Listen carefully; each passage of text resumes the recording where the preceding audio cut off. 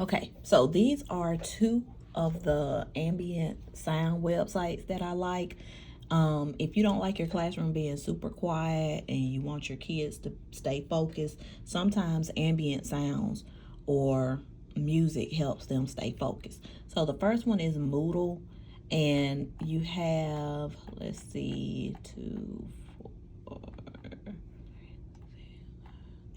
15 bass sounds that you can use, but you can mix them up for a combination.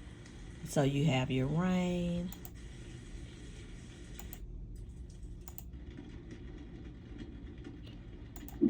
thunder, footsteps, and these are also good if you want to set the tone for a scary story.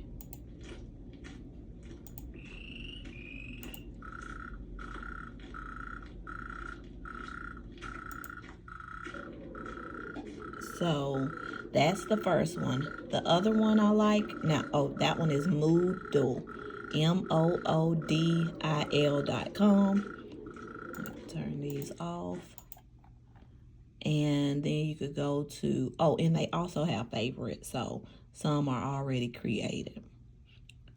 Noisily is another one. I like Noisily because the screen changes colors. You can do a playlist for productivity. You could do a random one. You could do a relax mode. With Noisily, NOISLI.com, you do have to log in. And there is a fee if you want some of the upgraded features. I don't need any of the upgraded features, so I try to do the free one.